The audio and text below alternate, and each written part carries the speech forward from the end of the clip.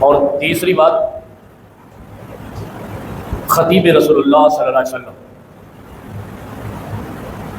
ومن یخطب فلیخطب مثل خطیب رسول اللہ۔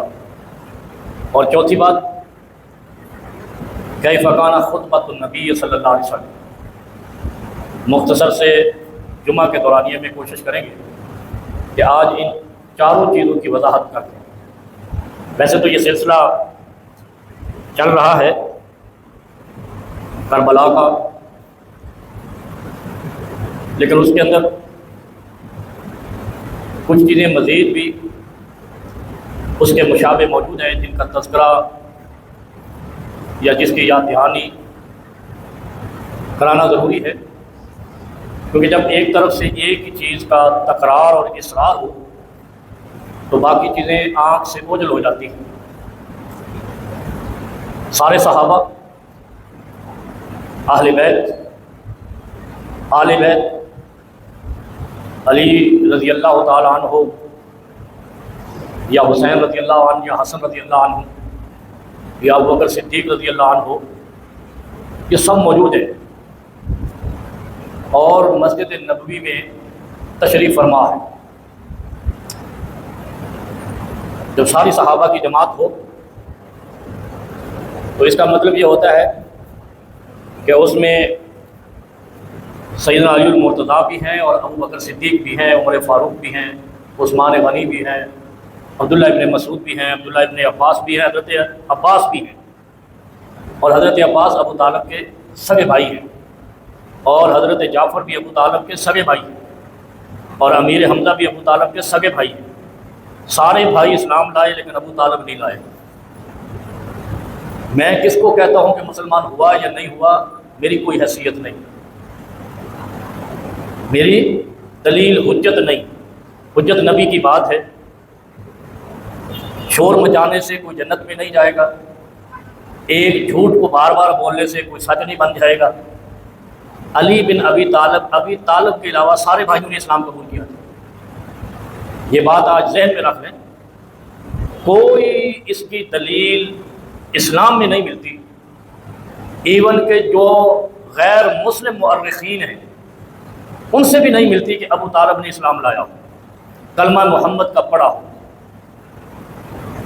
لیکن امیر حمزہ رضی اللہ عنہ ابتداء میں اسلام لانے والوں میں سے ہیں، مسجد نبوی کی تعمیر کرنے والوں میں سے ہیں، حضرت جعفر بن ابی طالب شہید ہونے والے ہیں ابتداء میں اسلام کی آبیاری کے لیے، حضرت عباس حضرت عمر کے زمانے تک زندہ رہے جو حضرت رسول اللہ صلی اللہ علیہ وسلم کے سچے چچا ہیں، اور ان کے بیٹے عبداللہ ابن عباس پہلے مفسر قرآن ہیں، حبر الامہ ہے، صرف مفسر قرآن نہیں، عمیق مفسر قرآن، یعنی جو فلسفہ حضرت عبداللہ ابن عباس نے قرآنی آیات سے نکالا، معانی نکالے، اور کوئی اس دور کا فلاسفر بھی نہیں نکال سکا کہ اس آیت کا یہ معنی ہے۔ جیسے جس طریقے سے قرآن کی تلاوت عبداللہ ابن مسعود کرتے تھے رضی اللہ تعالیٰ عنہ، ایسے اس دور میں کوئی قاری بھی نہیں تھا۔ ہر شخص کا، ہر صحابی کا اپنا ایک انداز تھا، اپنا ایک مقام تھا، اپنا ایک صلاحیت تھی۔ اسی طرح جو خطابت ثابت ابن قیس رضی اللہ تعالیٰ عنہ جن کا قرآن میں ذکر ہے، ایسا خطیب بھی کوئی نہیں تھا۔ اسلام کا پہلا خطیب ثابت ابن قیس ہے، پہلا خطیب اسلام کا، اور اسلام کس کا ہے؟ محمد رسول اللہ کا۔ یعنی رسول اللہ، اب آدمی کہے کہ یار جس کو نبی نے کہا تو اسلام کا پہلا خطیب ہے، تو آج کے دور میں تو جو اچھا خطیب ہے وہی لیڈر ہے یا نہیں؟ جو جتنا مرضی پڑھا لکھا ہے، ساری دنیا کی ڈگریوں کے انبار لگا کے بیٹھا ہے، لیکن اس کو تقریر نہیں کرنی آتی تو وہ ٹکے گا نہیں ہے۔ میدان کا شاہ سوار، خطابت کا شاہ سوار ان پڑھ بھی ہے تو لوگ اس کو علامہ لکھ دیتے، ان پڑھ بھی خطابت اچھی کرتا ہے نا، ایسے یا غلط کرو یا وہ جیسے غلط آتا تو آخنا غلط ہے، تینوں سمجھ آتی ہوئی غلطی۔ ان پڑھ آدمی اگر اس کو تقریر اچھی آتی ہے، لوگ بولتے ہیں یار یہ تو علامہ ہے۔ اور کئی ہمارے طبقے میں ایسے لوگ ہیں، یعنی مولوی طبقے میں، جو جمعہ صرف اس بیس پہ پڑھاتے ہیں کہ وہ بولتے اچھا ہے، شعر اچھے سنائیں گے، पुरलुत्फ बातें करेंगे, लोगों को रुलाएंगे, हंसाएंगे, लाला लाला लगाएंगे और उसके बाद माल इकट्ठा करके चल मेरे भाई। और उनकी सनदें पूछी जाए तो शायद कोई एक दो सनद भी नहीं उनके पास, सर्टिफिकेट नहीं है आलिम होने का, लेकिन कितने बड़े बड़े उलमा हैं, उनको कोई जानता नहीं है। रासिखुल इल्म है और वो तदरीस करते हैं। तो खतीब रसूलुल्लाह जिसको नबी ने खुद हाथ पकड़ के मिंबर पे खड़ा किया, चल भाई तकरीर कर, इनको वो समझा, वो साबित इब्ने कैस है। सारी दुनिया में एक प्रोपिगंडा है, क्या मन कुन तो मौला होगा अली मौला, ये बहुत बात की बात है। ये तो गदीर खुम हज्जतुल विदा की बात है, जब इस्लाम दी एंड हो रहा था, जब वही दी एंड हो रही थी, फिनिश, पूरा इस्लाम नाज़िल हो चुका था। वो पहले जिन्होंने मुकाबले किया उनको उनका वकार ही कुछ नहीं। ऐसा तबका पैदा हुआ है, सबसे पहले कुर्बानी सगे चचा अमीर हमजा ने दी है, इनकी कहानियों में भी नहीं है। वो जाफर इब्ने अबी तालिब ने दी है। ये वो जाफर इब्ने अबी तालिब है जिसके बाद 3 दिन का सोग मनाना जायज हुआ शरीयत इस्लाम में।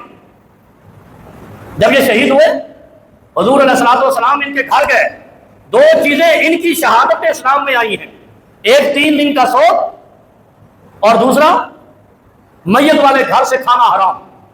ये वहां जाकर फरमाया नबी अलैहिस्सलातु वस्सलाम, वो ये 3 चीजें जाफर बिन अबी तालिब की शहादत से शरीयत बनी है। और गल समझ आती भाई। फिर अब्दुल्लाह इब्ने अब्बास और हजरत अब्बास रजी अल्लाह ताला अन्हु, इनका वो परनाले का वाकया मशहूर है कि मस्जिद नबवी में इनके घर का परनाला, हजरत उमर फारूक बैठे, हजरत अब्बास ने इधर पांव रखे और उस परनाले को बंद किया कि मस्जिद में पानी आता है। ये मोहब्बतें थी उधर। यानी ऐसी मोहब्बतें आज के दौर में शायद किसी भाई में भी ना हो, वहां दोस्तों में इतनी थी। जो नबी के सहाबा बने, वयुसिरून अला अनफुसिहिम, वो ये चाहते थे कि मैं दूसरे से कुर्बान हो जाऊं, वो पहले खाने में बांधे। और वो वाकया आपने सुना है कि जब सहाबा जख्मी हुए तो पानी पिलाने लगे, कहा नहीं मेरे भाई को पिलाओ, मेरे भाई को पिलाओ। 7वें अफराद तक गया, जब वापस आया पहले वाला शहीद हो चुका था। वयुसिरून अला अनफुसिहिम वलौ कान बिहिम खसासा, अपने आप से अपने भाई को फजीलत और दोस्त को फजीलत देने वाले, नबी के सहाबी को फजीलत देने वाले, इतनी वहां मोहब्बतें थी। और आज यहाँ दाढ़ी मुंडे काले कबूतों वाले कहते हैं ये तो ऐसे हो गया, अबू बकर इस्लाम से हट गया, उमर इस्लाम से हट गया। अच्छा, ये ऐसे बेगैरत हैं, ये उनको भी इस्लाम से हटा हुआ कह रहे हैं जो नबी के खुद रिश्तेदार हैं। अब्दुल्लाह इब्ने अब्बास उनको भी नहीं मानते। इन्होंने एक तीसरा अब्बास अलमदार निकाला है जो हजरत अली का बेटा है, हजरत हुसैन का सतीला भाई है, लेकिन उससे बड़े भाई उनको नहीं मानते। मैं एक वाकया सुनाता हूं, फिर बात आगे आपको समझ आनी शुरू हो जाएगी। हजरत उमर के कातिल का नाम है अबू लुलु फैरूस अल-मजूसी। ये मुसलमान नहीं हुआ था। हजरत उमर का कातिल मुसलमान नहीं था, ये बात पता है सबको। और किसी को पता है हजरत उमर का कातिल मुसलमान था, काफिर था? यही तो हमारा मसला है। जिन्होंने काफिर का मज़ार बनाया वो खुद को इस्लाम का ठेकेदार कह रहे हैं। ईरान में अबू लुलु अल फैरोज का मज़ार है, काशान शहर का नाम है, और बाग फैन उस खत्ते का नाम है जहां पर उसकी कब्र बनाई गई। लिखने वाला सैयद हुसैन मूसवी है, अल्लामा सैयद हुसैन मूसवी। और किसका मज़ार बना रहा है? काफिर का। क्यों बना रहा है? कि इन्होंने मुसलमानों के खलीफा सानी को शहीद किया है। क्यों? खलीफा सानी वो है जिन्होंने ईरान का तख्ता ताराज कर दिया था। यहाँ मजूसी थे जिनके आतिश कदों को हजरत उमर ने पहली बार बुझा दिया था। कोई फारस के अंदर आग की पूजा नहीं कर सकता था, पाबंदी आग कर दी। किसने करनी है? खुदा की करो, नहीं तो मरो और जहन्नम में जाओ। ये उसके दिल में गुस्सा था, कातिल उमर के दिल, कि मजूसियों को इबरतनाक शिकस्त देने वाला कौन है? हजरत उमर फारूक रज़ी अल्लाह अन्हु। और अगर مجوسیوں کو عمر کے دور میں شکست نہ ہوتی تو مجوسی مذہب دنیا میں غالب ہوتا، کیونکہ دو ہی سلطنتیں، فارس اور روم۔ فارس مجوسی تھی، پھر جب حضرت عمر شہید ہوئے، اچھا یہاں پر ایک اور بھی میں غلطی کا ازالہ کرتا ہوں، سارے انٹلیکچوئل مل کے بکواس کرتے رہتے ہیں، ان کو شرم بھی نہیں آتی، تاریخ کو مسخ کرتے ہیں۔ ایسے تاریخ ہوتی اس لیے ہے، تاریخ ہوتی اس لیے ہے کہ اس کو بدلا جائے، حدیث آئی اس لیے ہے کہ اس پہ آپ حکم تو لگا سکتے ہیں ضعیف کا، لیکن بدل نہیں سکتے۔ یہ اس کی علامت ہے کہ یہ وحی مطلوب اور غیر مطلوب ہے۔ نہ قرآن کے حرف میں کوئی تبدیلی کر سکتا ہے، نہ حدیث کے الفاظ میں کوئی تبدیلی کر سکتا ہے۔ حکم لگا سکتے ہیں جدید مفکرین آ کر کے یہ ضعیف ہے، اس کی سند غلط ہے، یہ صحیح ہے، لیکن آج تک کسی نے حدیث نہیں بدلی، تاریخ بدلتے ہیں۔ کوئی شخص بھی تاریخ کے اوپر کامل ایمان رکھ ہی نہیں سکتا، کیونکہ میرے ماننے والے نے کچھ اور لکھا ہے، میرے مخالف نے کچھ اور لکھا ہے۔ 23 ذو الحجہ کو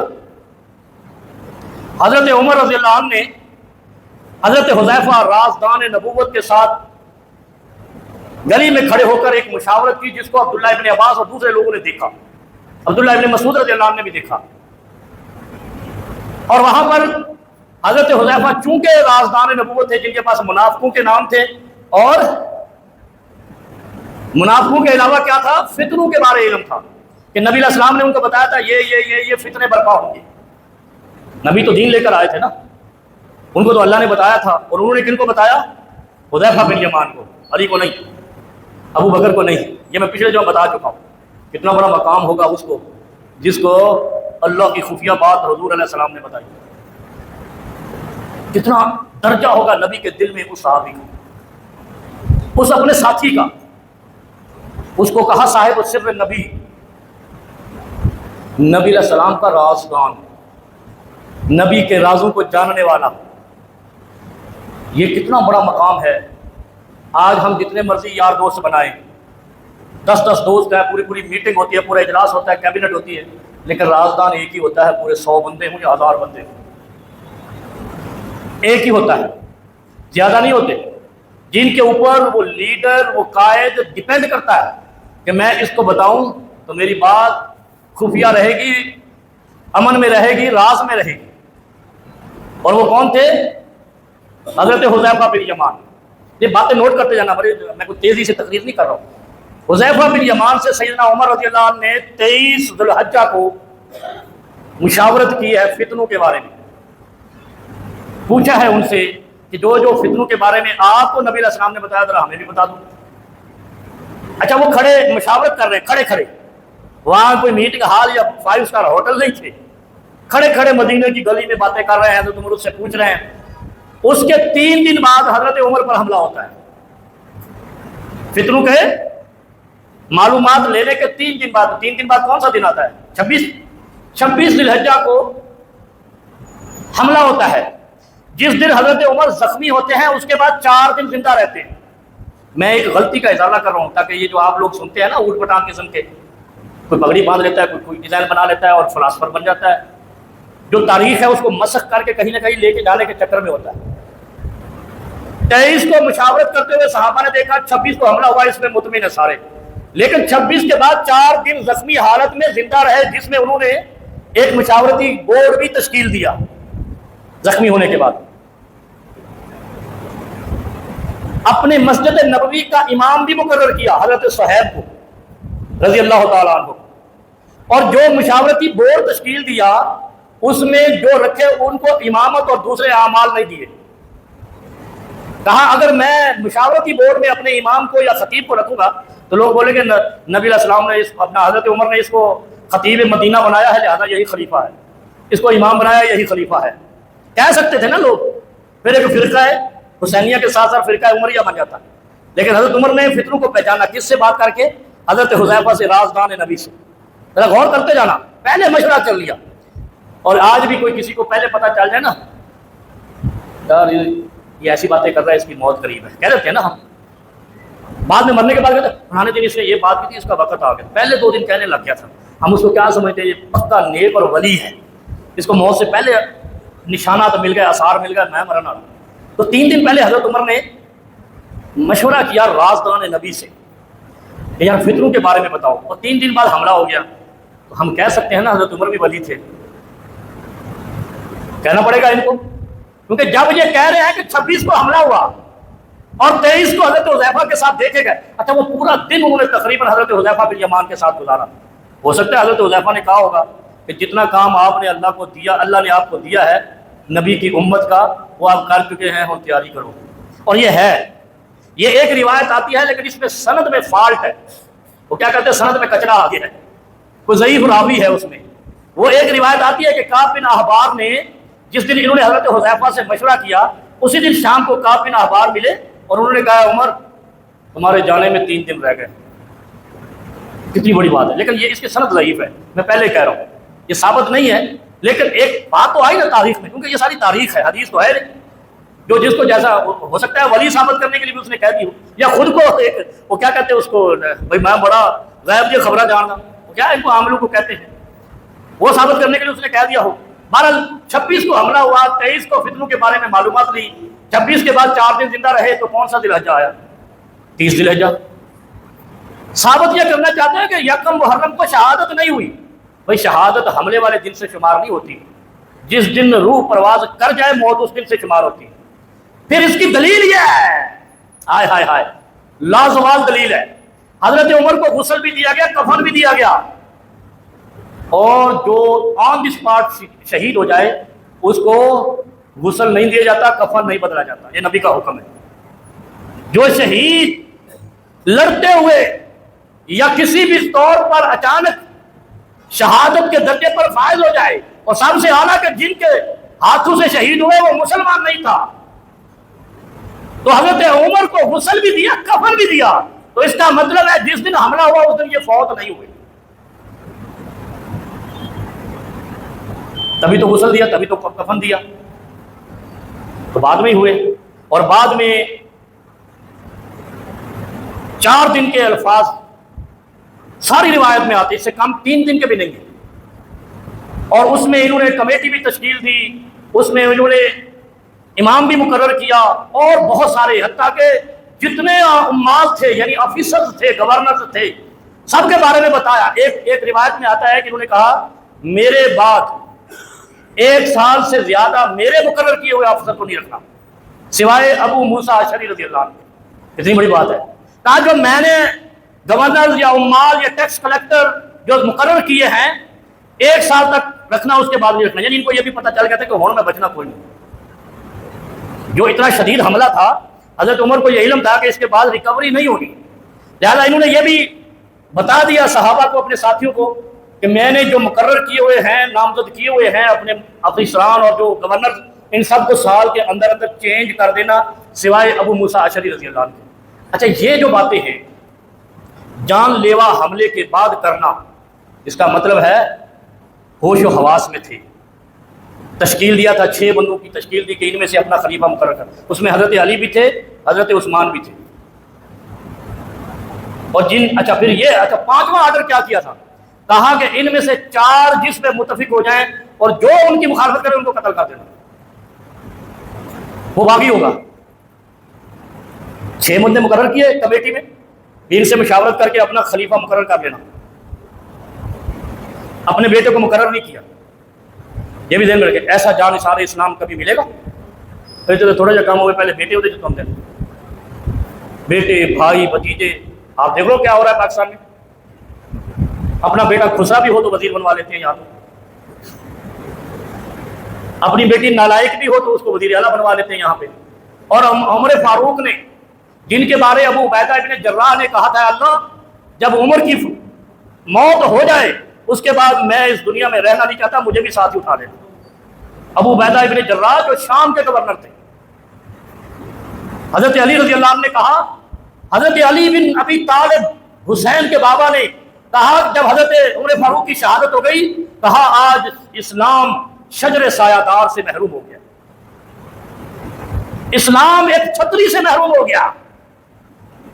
حضرت عمر فاروق کا خوف ہم نے تو ایک ہی سنا ہے نا، بھئی شیطان گلی چھوڑ دیتا تھا، چھوٹی گل، شیطان جو اپنے رب کے سامنے اکڑ گیا تھا وہ عمر سے بھاگ گیا، اتنا روب خدا نے ان کے چہرے وجاہت میں رکھا تھا، اور حضرت علی کہتے ہیں کہ آج اسلام ایک شجر سایہ دار سے محروم ہو گیا. اور علی بن حسین کو بات سمجھ آ رہی ہے کون ہے؟ علی بن حسین ابن علی بن ابی طالب، یعنی علی کا پوتا. جب حضرت عمر رضی اللہ عنہ کی شہادت ہوئی اس نے کہا آج میں یتیم ہوں، اور ابا موجود ہے حضرت حسین. اور یہ دلیلیں کتب پہ صرف سنی کتب میں نہیں ہے، شیعہ کتب میں بھی موجود ہے. اور اگر شیعوں کے پہلے مورخ جو فوراً حضرت حسین کے بعد جنہوں نے کتابیں لکھی ہیں ان کے مخطوطات کو اگر پڑھا جائے تو پتہ یہ چلتا ہے کہ جتنی آل رسول کی حضرت عمر سے محبت تھی وہ اپنے آپ کو محفوظ سمجھتی تھی حضرت عمر کے ہوتے ہوئے. حضرت عمر رضی اللہ عنہ کے دور میں آل بیت کے کسی فرد کو کانٹا تک نہیں چبھا. وہ کیسے چبھتا؟ عبداللہ بن عمر بیٹھے ہوئے ابا کے ساتھ آفس کے اندر، خلافت کے آفس کے اندر، اور حضرت حسین کی خبر آئی ہے. عبداللہ کو باہر نکالا اور خود آفس سے باہر آ کر حضرت حسین کو لے کر گئے. اور آل رسول کے وظائف تحائف بھی مقرر حضرت عمر فاروق رضی اللہ عنہ نے کیے تھے. جا کر آپ تاریخ الاسلامی پڑھیے، موسوعۃ فقہ عمر پڑھیے، ابن جوزی کو پڑھیے. یہ میرے رشتہ دار نہیں تھے، یہ سنی نہیں تھے، جنہوں نے سنی کتب کے اندر جیسے امام طبرانی ہے، طبری بھی ہے، اشراف اس طرح کچھ نام ہے کتابوں کا، وہ کہتے ہیں جی سنی کتب میں یہ لکھا ہے. اب وہ سنی ایسے ہی تھے جیسے آج بھی سنیوں میں موجود ہے. کیسے؟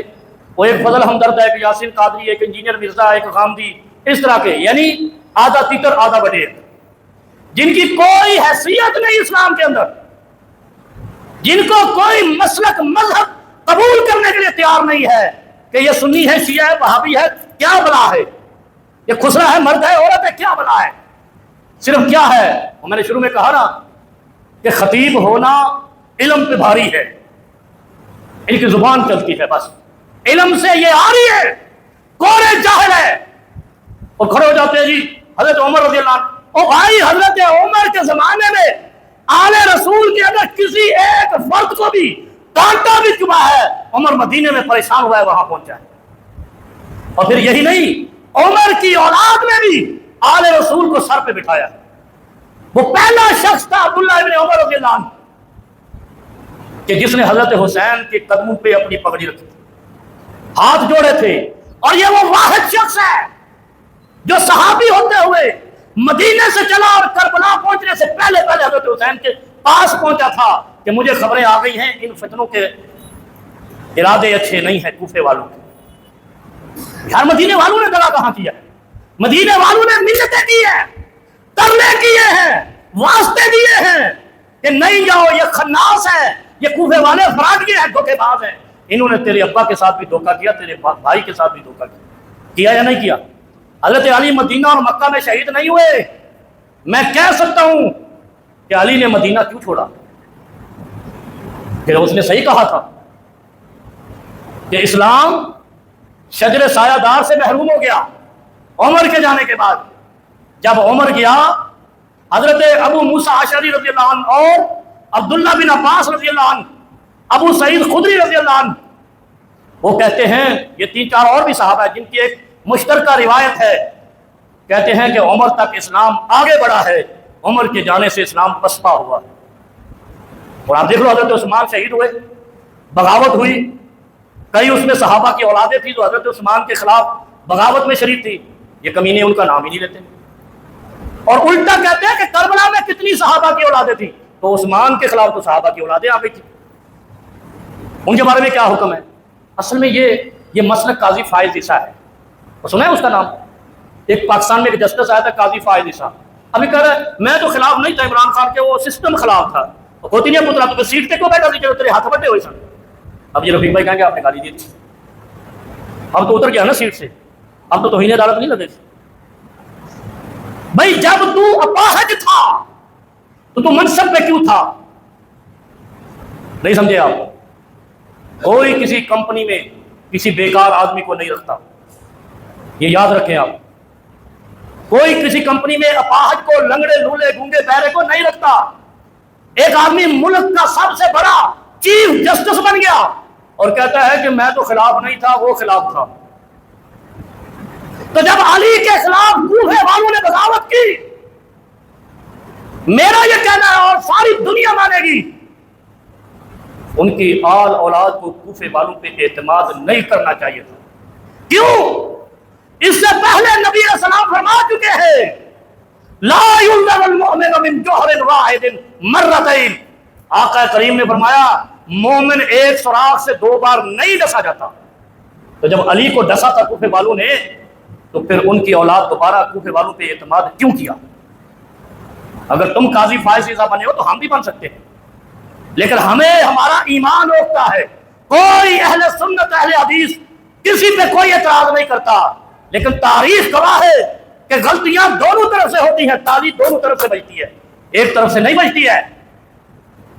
کوفے والے تو قابل اعتبار تھے ہی نہیں، نہ اسلام میں نہ اسلام سے پہلے۔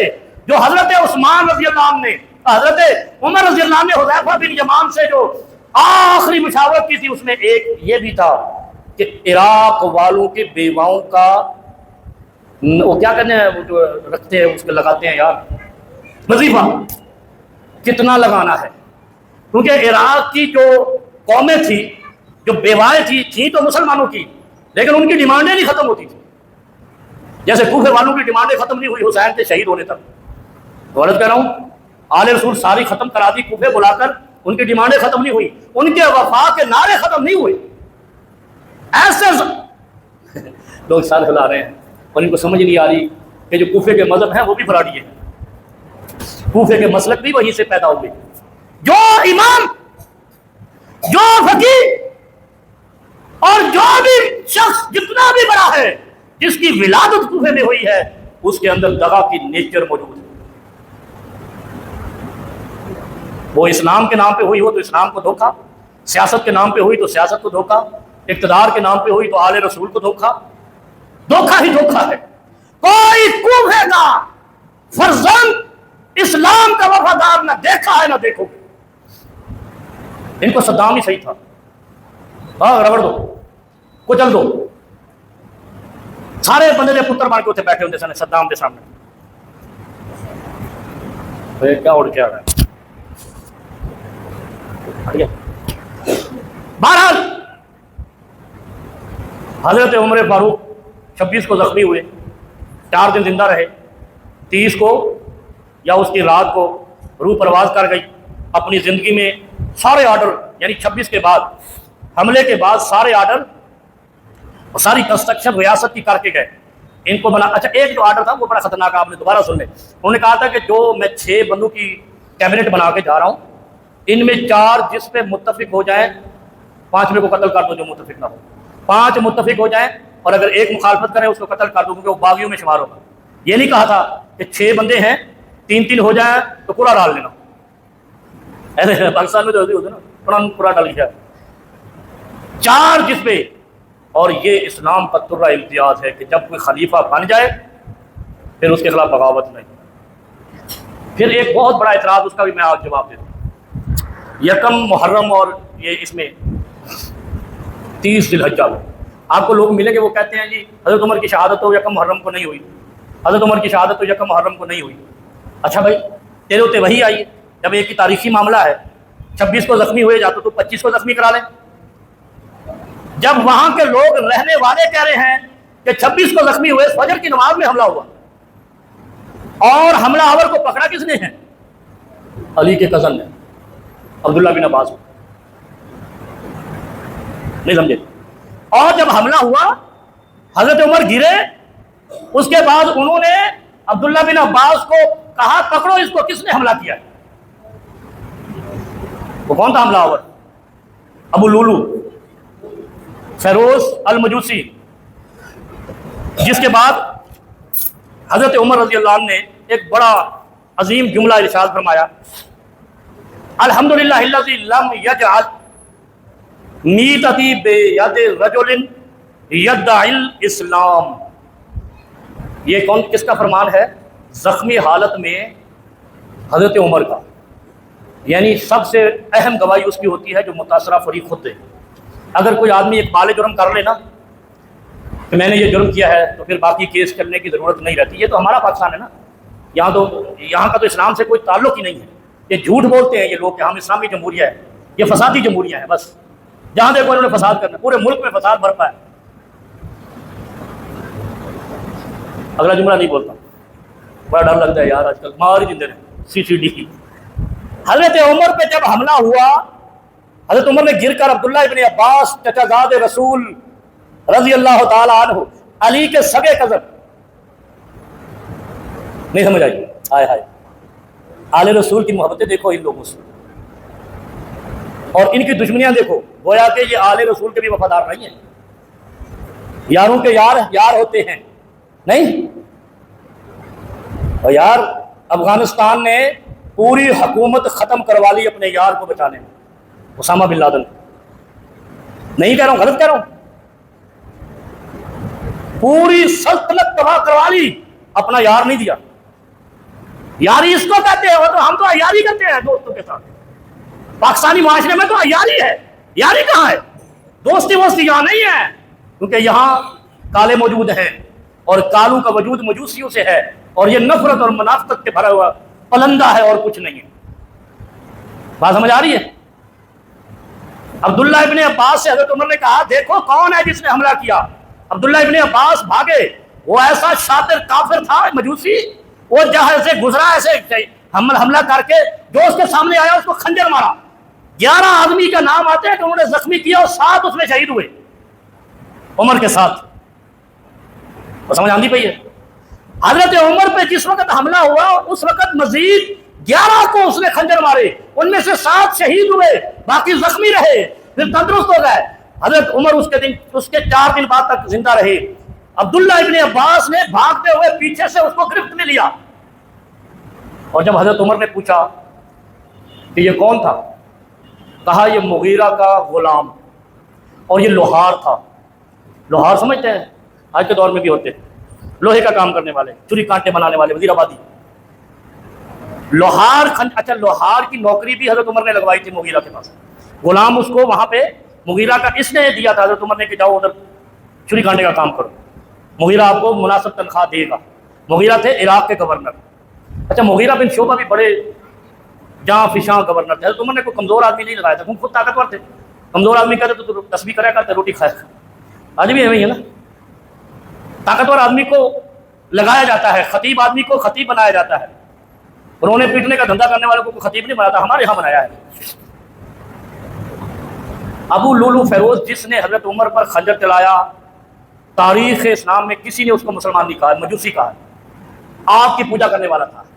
مجھے یہ بتاؤ, میرے دشمن کو کوئی ہندو مار دے, ٹھیک ہے, سکھ مار دے, یا تیرے دشمن کو, کیونکہ جو مسجد میں بیٹھے سارے مسلمان ہیں, کوئی ہندو, سکھ یا گورا یا کوئی یہودی یا عیسائی مار دے, تیرا ایمان یہ کہتا ہے کہ تو اس کا مرقد مبارک بنا دے, مزار بنا دے. اور تیرا ایمان یہ کہتا ہے کہ تو کسی کافر کے قبر کے اوپر قبہ بنا کے اس کے اوپر لکھے مرقد مبارک. کسی مسلمان کا یہ ایمان کہتا ہے؟ کوئی شیعہ کی تاریخ میں سے, میرا چیلنج ہے, کوئی ثابت کر دے کہ ابو لولو فیروز المجوسی مسلمان ہوا تھا. تو جب مسلمان نہیں تھا, اگر یہ مسلمان ہوتے اس کا مزار نہیں بناتے. The end finish. کوئی مسلمان کسی کافر کا مزار مبارک نہیں بنا سکتا, وہ جتنا بھی بڑا اس کا وفادار. آج بھی مرقد مبارک بابا شجاع الدین ابو لولو فیروز الدہلوی موجود ہے ایران کے شہر کاشان میں. اور اگلی سنو, ایران کے ڈاک ٹکٹ پہ اس مزار کی تصویر ہے. تمہارے ڈاک ٹکٹ پہ اور نوٹ پہ قائد اعظم ہے نا, محمد علی جناح تم خوش نصیب ہو, کسی کافر کی تصویر نہیں ہے. اور اگر پاکستان کو بنانے والا کوئی کافر ہوتا, اللہ کی قسم اس کی تصویر بھی پاکستانی نہیں لگاتے, ورنہ آئی چندری کے روڈ میں بنا سکتے ہیں, تصویر بھی لگا سکتے تھے. لارڈ ماؤنٹ بیٹن وائس رائے کی بھی تصویر لگا سکتے تھے. مسلمان اگر ہو, ذرہ سا بھی ایمان ہو, کسی کافر کی قبر پہ مزار بنا کر اس پہ نذرانے اور عقیدتیں نہیں پڑھ سکتا. وہ یہ ثابت ہوا جنہوں نے مجوسی کا مرقد مبارک بنایا ہے, ایمان ان میں بھی نہیں ہے. کیونکہ وہ قاتل عمر ہے، وہ ہے جس کو علی کا پوتا کہتا تھا کہ آج میں یتیم ہوا ہوں، جس کو عبیدہ ابن جراح کہتے تھے کہ میں عمر کے بعد زندہ رہنا نہیں چاہتا، اور علی کہتا تھا آج اسلام شجر سایہ دار سے محروم ہو گیا۔ حضرت نے سوال کیا تھا کہ حضرت عمر کے بارے میں بھی کچھ بتائیں، میرا حق نہیں بنتا تھا کیونکہ کربلا کے دن تھوڑا بٹ لگے، لیکن بات تاریخ کو ایسا کچرا دان میں ڈالا ہے کہ ان کے ابا کی تاریخ ہے، تاریخ اسلام بڑی تابناک ہے، اس کو کچوکے لگائے گئے ہیں۔ پھر آگے سنو، ایک اعتراض کا جواب اور دے دوں، لڑائیاں تو ان کی چلتی رہے گی، لیکن اللہ کا شکر ہے نہ وہابی ان کے ساتھ ہے نہ وہابی ان کے ساتھ ہے، وہابی کن کے ساتھ ہے؟ مدینے والے کے ساتھ۔ پھر یہ بڑا اعتراض کرتے ہیں حاجی صاحب کہ حضرت امیر معاویہ نے گورنری نہیں چھوڑی علی کے کہنے پر، ایسے ہی ہے نا، یہ اعتراض ہے نا، بالکل نہیں چھوڑی، غلط کیا انہوں نے، میں ہوتا تو میں مشورہ دے دیتا کہ پاجی نہیں کرو، ایسے ہی ہے نا۔ لیکن بات تو سمجھو ذرا یار آتے بھائی، جو حضرت عثمان کے قتل میں شریک تھے نا، جن کا آج کل بڑا نام آ رہا مالک اشتر النخعی، بات ذرا غور سے سمجھنا، یہ میں ٹیکنیکل بات کر رہا ہوں، میں کوئی عقیدے کی بات نہیں کر رہا، عقیدہ تو ختم ہو گیا نا، علی چوتھے خلیفہ اور صحابہ کے جانے کے بعد عقیدے میں نہ بڑھائی ہو جاتی ہے نہ کمی ہو سکتی، عقیدہ اینڈ، وہی عقیدہ ہم نے رکھنا ہے جو علی کا عقیدہ تھا۔ جو لوگ قاتل عثمان تھے رضی اللہ تعالیٰ عنہ، کس کے؟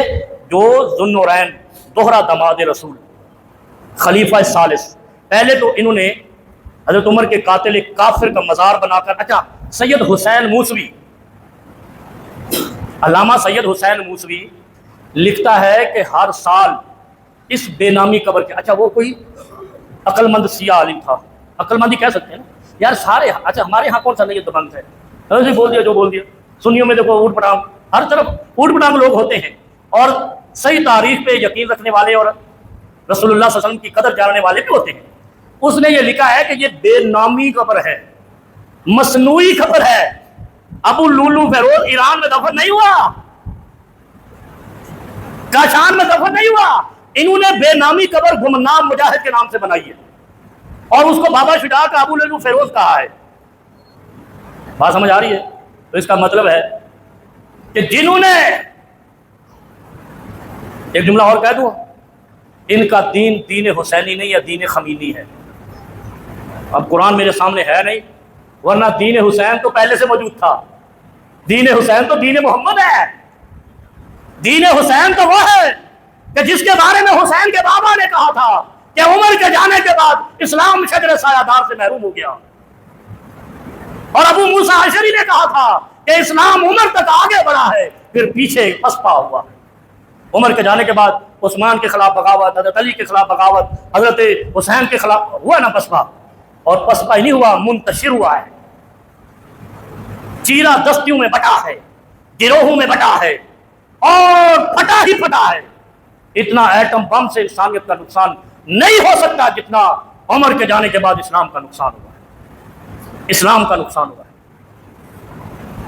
جنہوں نے قاتل عمر ایک کافر کا مزار بنا کر، وہاں سید حسین موسوی کہتا ہے کہ ہر سال وہاں پہ زیارت ہوتی ہے اور وہاں پر نذرانے اور عقیدتیں بانٹی جاتی ہیں، یعنی وہ چندہ بھی پایا جاتا ہے جتوں حکومت ایران چل رہی ہے۔ اس لیے میں کہتا ہوں یہ دین حسین پہ نہیں ہے، دین خمینیت ہے، ان کے پاس حسینیت نہیں ہے، اور ہم کہتے ہیں خمینیت مردہ باد، حسینیت زندہ باد۔ سیدھی بات ہے، اگر یہ کہہ سکتے ہیں کچھ تو ہم بھی کہہ سکتے ہیں۔ وہ الگ بات ہے کہ اس کے کہنے کے اوپر وہ تھوڑے ادارے متحرک ہو جاتے ہیں، ان کو شرم بھی نہیں آتی۔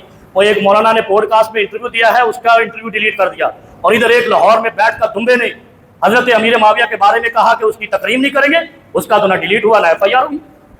تو اس کا مطلب یہ ہوا، جملہ کہہ دوں، آج فتنے والا جملہ تو نہیں ہے بٹی صاحب، جملہ کہہ دوں کہ سنی 80% ہو کر بے غیرت ہے، شیعہ 10% ہو کر غیرت مند ہے۔ جملہ آپ کے لیے کڑوا ہے، لیکن میرا تجربہ اور مشاہدہ ہے، میں تو ممبر کو امانت سمجھ کے کہہ رہا ہوں۔ یہ دعوے دار تھے یہ حنفی اسٹیٹ ہے، یہ سنی اسٹیٹ ہے، کدھر ہے تمہاری اسٹیٹ؟ تمہارے ایک لیڈر کے انٹرویو کو ڈیلیٹ کروا دیا گیا، اور جس نے صحابہ کی سرعام اسی طرح پوڈ کاسٹ میں توہین کی، وہ اس کے اوپر تم ایف آئی آر بھی نہیں کٹوا سکے اور انٹرویو ڈیلیٹ نہیں کروا سکے۔ تم 80% مردے، شیعہ 10% بھی زندہ ہے۔ اب آپ کہیں گے مولوی سیال چلا گیا، وہ گل حقیقت ہی کرنی ہے۔ میں حدیث قرآن اور تاریخ میں ڈنڈی نہیں ماروں، چاہے میرے گریبان میں ہاتھ آ جائے۔ اب آ جاتے ہیں جنہوں نے ابو لولو مجوسی کا مزار بنایا، ان کے اندر ایمان نہیں، کیونکہ ایمان والا کسی کافر کی قبر پہ مزار نہیں بناتا، کیونکہ گھوڑے اور کتے پہ اور گدھے پہ تو بن سکتا ہے، کیونکہ ان کا اسلام اور غیر اسلام نو میٹر، کوئی میٹر نہیں ان کا، لیکن جو کافر ہو، کلمے کا منکر ہو، خدا کی عبادت کا منکر ہو اور پوجا آپ کی کرتا ہو، اس کا مزار میں نہیں بنا سکتا، میں گدھے اور گھوڑے کا بنا سکتا ہوں اگر میرے اندر ایمان ہے، کیونکہ ان کا نو میٹر اسلام غیر اسلام، کلمہ غیر اسلام۔ لیکن ایک بات بڑی خطرناک ہے، ایک تو یہ کہ انہوں نے اس کافر کا مزار بنا کے یہ ثابت کیا کہ ایمان سے خالی۔ دوسرا، جو علی اور معاویہ کا جھگڑا تھا، ایک جملہ یہ ہے کہ حضرت علی نے جنگ صفین کے بعد دعا کی تھی صفین کے شرکاء کے لیے کہ میری امید ہے اپنے رب سے کہ اللہ جنگ صفین والوں کو معاف کر دے گا، کیونکہ یہ غلط فہمی کی جنگ تھی۔ مطالبہ کہا تھا جس میں جنگ ہوئی، ذرا سنیے گا بزرگوں، حضرت امیر معاویہ بن ابی سفیان، ان کا پورا شجرہ ہے، یہ اصلاً شامی ہے، یہ مدنی نہیں ہے۔ جیسے ہم رسول اللہ صلی اللہ علیہ وسلم آل رسول مدینے والے ہیں، ابو سفیان کا خاندانی رشتہ شام، یعنی کہ خاندانی مملکت شام تھی، یہ مدینے کے نہیں تھے، بات سمجھ آ رہی ہے؟ لہذا ان کو امیر معاویہ کو جب گورنر بنایا گیا تو یہ تو اپنے آبائی علاقے میں تھا نا، اور جیسے یہاں پہ جھگڑا ہوتا رہتا مقامی غیر مقامی کی، بڑا شور مچا، یہ مقامی گورنر تھے اور شامیوں کو سنبھالنے کے لیے ان کو بنایا گیا تھا۔ یہ پڑھے لکھے سب سے زیادہ تھے، حذیفہ بن یمان اور یہ عربوں میں سب سے زیادہ تعلیم یافتہ یہ دو لڑکے تھے، لڑکے کو ہونا صحابی رسول تھے حذیفہ بن یمان اور حضرت امیر معاویہ، اس لیے وہ کاتب وحی، یہ دونوں بھی ہیں، زید بن ثابت بھی ہیں، یہ بھی عمر بن عاص بھی ہیں اور یہ بھی کاتب وحی ہیں۔ حضرت امیر معاویہ کا مطالبہ سنو، اور حضرت علی رضی اللہ عنہ جب گھیرے میں آ گئے تو جو آدمی گھیراؤ میں آ جائے نا وہ بے بس ہو جاتا ہے، ہم حضرت علی رضی اللہ عنہ کو بے بس سمجھتے ہیں۔ حضرت امیر معاویہ کا مطالبہ یہ تھا کہ قاتلین عثمان کو سزا دو یا ہمارے حوالے کرو، ٹھیک ہو گیا۔ حضرت علی کا مطالبہ یہ تھا کہ تم یہ پہلے گورنری چھوڑو پھر اس کا فیصلہ کریں۔ حضرت امیر معاویہ کا اگلا سوال سنیں جو دلوں کو ٹچ کرے گا۔ مسئلہ یہ تھا کہ حضرت علی کے اگر علاقے کے لوگ ہوتے نا تو امیر معاویہ ایسا مطالبہ ہی نہیں کرتے، میں آج آپ کی تاریخ سیدھے پرت پہ چڑھا رہا ہوں، ایسا مطالبہ ہی نہیں کرتے۔ مسئلہ یہ تھا کہ جو قاتلین عثمان تھے وہ سازش کر کے حضرت علی کی کابینہ میں تھے، بات سمجھ آئی ہے؟ نواز شریف کا دشمن، شہباز شریف کا دشمن شہباز شریف کی کابینہ میں نہیں بیٹھ سکتا، نہیں بیٹھ سکتا، نہیں بیٹھ سکتا، تو پھر علی کی کابینہ میں علی کا دشمن نہیں تھا، جو عثمان کا دشمن تھا وہ علی کی کابینہ میں کیوں تھا؟ سوال ہو سکتا ہے نا؟ وہ الگ بات ہے کہ یہ چیخنے والے چیختے رہے، ہم نے تو تاریخ کو دیکھنا ہے نا۔ جو حضرت امیر معاویہ کا مطالبہ تھا وہ یہ نہیں تھا کہ یہ جو کوفے میں گم ہو گئے ہیں، لاپتہ ہو گئے ہیں یا روپوش ہو گئے ہیں قاتلین عثمان، ان کو ہمارے حوالے کرو، نہ نہ نہ نہ، یہ جھوٹ بولتے ہیں کذاب کالے۔ اصل مسئلہ یہ تھا کہ وہ لوگ حضرت علی کو چکنی چپڑی باتیں کر کے اس کی کابینہ میں شامل ہو گئے تھے، اور حضرت امیر معاویہ نے سارے قاتلین عثمان کا مطالبہ نہیں کیا تھا جو علی کی کابینہ میں تھے، کہا تھا یہ تو قاتل ہیں، ان کو تو سزا دو، اور آپ مجھے کہہ رہے ہو کہ گورنری سے اترو، ان کو سزا دو یا ہمارے حوالے کرو، اس کے بعد میں گورنری چھوڑ دوں گا۔ یہ بات غلط تھی یا صحیح تھی؟ بھائی میرے گھر میں میرا دشمن کیسے آ گیا؟ اور حضرت علی رضی اللہ تعالیٰ عنہ وہ ہستی ہیں جو بیٹوں سمیت حضرت عثمان کو بچانے گئی تھی، جنہوں نے پہرا دیا تھا عثمان رضی اللہ عنہ کے گھر کے باہر باغیوں کے خلاف، نہیں سمجھے آپ؟ لہذا مطالبہ وہ بھی غلط نہیں تھا اور مطالبہ ادھر بھی غلط نہیں تھا۔ صورتحال یہ تھی کہ حضرت علی رضی اللہ عنہ کوفے والوں کے گھیراؤ میں آ گئے تھے، اور جنہوں نے بغاوت کی تھی انہوں نے حضرت علی کو گھیر لیا تھا۔ اور پھر اگلی سنو، حضرت علی کا قاتل شام سے نہیں آیا، مدینے سے نہیں آیا، کوئی کافر بھی نہیں تھا، عمر کا قاتل کافر تھا، علی کا قاتل کافر نہیں تھا، اور تاریخ کو سیدھا کرو تو امن آئے گا، ورنہ یہی فساد فی الارض رہے گا۔ وہ علی کی کابینہ میں سے لوگ تھے، علی کے وفادار بننے والے تھے، جن کو علی نے خارج کہہ دیا تھا، جو پہلے بچنے کے لیے کہ حضرت امیر معاویہ کے مطالبے سے بچ جائیں اور علی کی کابینہ میں شامل ہو جائیں، جب شامل ہو گئے اعتماد دلوا دیا، پھر علی کے خلاف ہو گئے، پھر علی رضی اللہ عنہ کو یہ پٹیاں پڑھاتے رہے جو امیر معاویہ نے تو آپ سے بغاوت کی ہے، گورنری استعفیٰ نہیں دیا۔ ڈر یہ تھا کہ اگر امیر معاویہ کو علی نے نہیں ہٹوایا تو وہ تو ہمیں نہیں چھوڑے گا، یہی ہوتا ہے نا۔ اس لیے وہ پھر علی کو ہر وقت پشت کرتے رہتے تھے، اس نے گورنری نہیں چھوڑی۔ ڈر ان کو اپنا تھا کہ وہ ہمیں اریسٹ کر لیتے ہیں نا، دبئی سے پکڑ کے لے آتے، پاکستان لے آتے، باہر سے اریسٹ کر کے لے آتے، وہ کشمیر سے پکڑ کے لے آئے وہ عوامی ایکشن کمیٹی والوں کو، تو پکڑا تو امیر معاویہ نے، تو پھر اپنی واردات ڈالنی تھی، بدلہ لینا تھا۔ حضرت امیر عثمان رضی اللہ عنہ کو جنہوں نے قتل کیا وہ اس نے اریسٹ کر لینے تھے، اور دیکھو نا امریکہ نے وینزویلا کا صدر اٹھا لیا، پتہ ہے نا۔ تو وہ بھی گورنر تھا اور طاقتور اپنے مقامی گورنر تھا۔ مقامی گورنر کی اپنا مقام ہوتا ہے، اس کو اپنے چپے چپے کا پتہ ہوتا ہے، اور اگر کوئی خیرپور سے لا کر یہاں ایسے تو لگا دو، انہوں ساری گلیاں سمجھ آ رہی ہیں، نہیں سمجھے؟ پھر آپ کہو گے وہ مولوی ادھر پلٹ گیا، وہ بابا ساری باتیں تاریخ میں ایسے ہی نقل ہوتی ہیں۔ حضرت امیر معاویہ کا مطالبہ صرف ٹپیکل افراد کے لیے پن کر کے اس نے کہا تھا، یہ اے علی، یہ تیری کابینہ میں ہے، ان کو سزا دے دو یا ہمارے حوالے کر دو۔ انہوں نے حضرت عثمان کا بہیمانہ قتل کیا۔ اب حضرت علی کو یہ سمجھ نہیں آ رہی تھی، وہ ہر وقت چکنی چپڑی باتیں اور سازشیں، اور حضرت علی کو پڑھانا کہ بھائی تو گورنر، تو امیر المومنین بن گیا، تو ایسا اور عمر میں ہر شے۔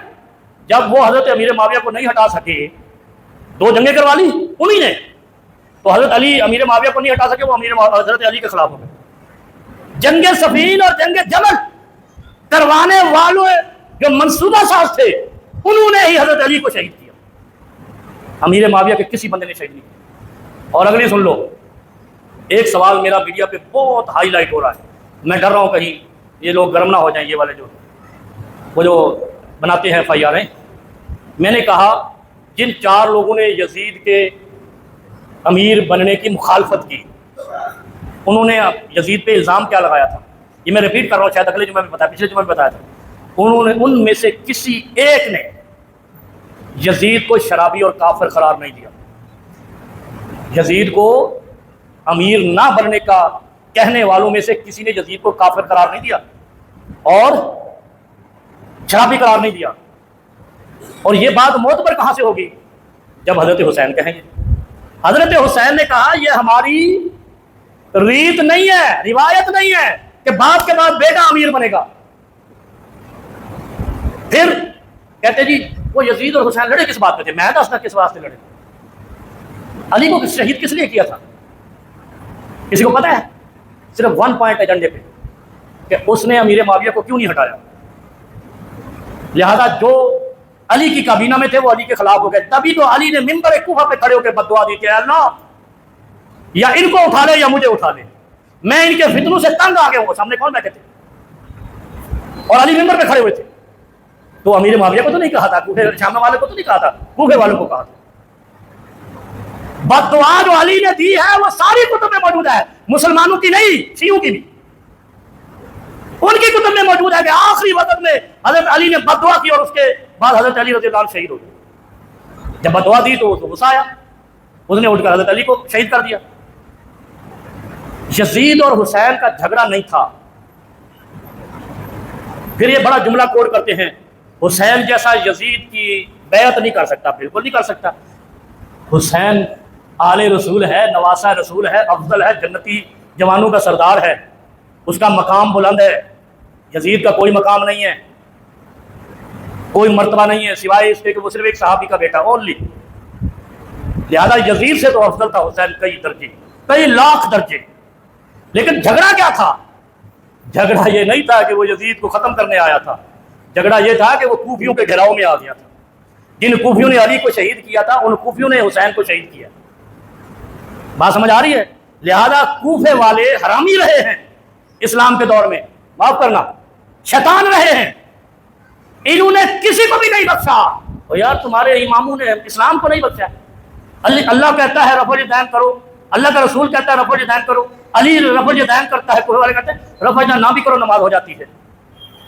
اللہ کہتا ہے فاتحہ کے بغیر نماز نہیں ہوتی، نبی کہتا ہے فاتحہ کے بغیر نماز نہیں ہوتی، ابو بکر صدیق، عمر فاروق، عثمان غنی اور علی المرتضیٰ رفع الیدین اپنا فاتحہ کے بغیر نماز نہیں پڑھتے، کوفے والے کہتے ہیں فاتحہ کے بغیر نماز ہو جاتی ہے۔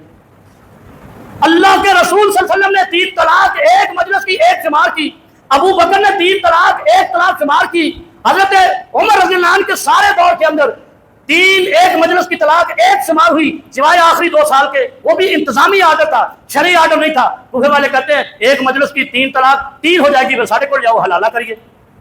تو کوفے نے تو اسلام سے فراڈ کیا ہے، اسلام سے دغا کیا ہے۔ آل رسول کا خون جس دھرتی پہ گرا ہے، کعبے کے رب کی قسم ہے، وہ دھرتی اسلام کی وفادار نہیں ہو سکتی۔ میں زور سے جملہ کہا ہے تاکہ تمہارے دماغوں میں پیوست ہو جائے، جس دھرتی پہ نبی کی اولاد کا خون گرا ہے وہ زمین اسلام کی وفادار نہیں ہو سکتی۔ چھوڑ دو، توبہ کر لو۔ اگر مدینے والے کی صفات چاہیے، مدینے کی نسبت رکھو، کوفے کی نسبت حرام ہے۔